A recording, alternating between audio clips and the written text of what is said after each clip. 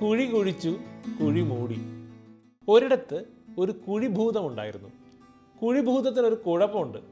പരന്ന സ്ഥലം കണ്ടാൽ അവിടെ വലിയ കുഴി കുഴിച്ചു വയ്ക്കും. ആളുകൾ ആ കുഴിയിൽ വീണ് കാലൊടിഞ്ഞ് കിടന്ന് കരയുന്നത് കണ്ട് രസിക്കുന്നതാണ് കുഴിഭൂതത്തിൻ്റെ ഹോബി. ഒരു ദിവസം കുഴിഭൂതം കുഴി കുഴിക്കാൻ പറ്റിയ സ്ഥലം നോക്കി പറക്കുകയായിരുന്നു. പെട്ടെന്നാണ് കുഴിഭൂതം ആ കാഴ്ച കണ്ടത്. ഒരു കാർമേഘത്തിന് മുകളിൽ മറ്റൊരു ഭൂതം ഇരിക്കുന്നു. കുഴിഭൂതത്തിന് സന്തോഷമായി. കൂട്ടിനൊരു ഭൂതത്തെ കിട്ടിയല്ലോ. താൻ ഏതു തരം ഭൂതമാ, എന്ത് തരം ഉപദ്രവമാ താൻ ഉണ്ടാക്കാറ്? കുഴിഭൂതം ചോദിച്ചു. മറ്റുള്ളവരെ നന്നായി ഉപദ്രവിക്കുന്നവനായിരുന്നു ഞാൻ. പക്ഷെ ഞാൻ എന്ത് ഉപദ്രവമാണ് ചെയ്യാറുള്ളതെന്ന് ഇപ്പം മറന്നുപോയി. പുതിയ ഭൂതം സങ്കടത്തോടെ പറഞ്ഞു.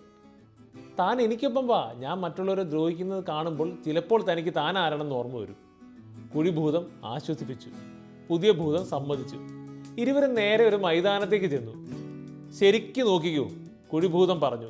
എന്നിട്ട് മൈതാനത്ത് വലിയ കുഴി കുഴിക്കാൻ തുടങ്ങി. കുഴി കുഴിച്ച ശേഷം കുഴിഭൂതം കരയ്ക്ക് കയറിയതും പുതിയ ഭൂതം കുഴിഭൂതത്തെ കുഴിയിലേക്ക് ഒറ്റ തള്ള്. എന്നിട്ട് സന്തോഷത്തോടെ വിളിച്ചു കൂവി, ഓർമ്മ വന്നു, എൻ്റെ പേര് കുഴിമൂടൽ ഭൂതമെന്നാ. മറ്റു ഭൂതങ്ങളെ കുഴിയിലിട്ട് കഴുത്തറ്റം കല്ലും മണ്ണും ഇട്ട് മൂടുന്നതാ ഞാൻ ചെയ്യുന്ന ഉപദ്രവം. ഇത് കേട്ട് എന്ത് ചെയ്യണമെന്നറിയാതെ കുഴിഭൂതം കുഴിയിൽ കിടന്ന് മുകളിലേക്ക് നോക്കി.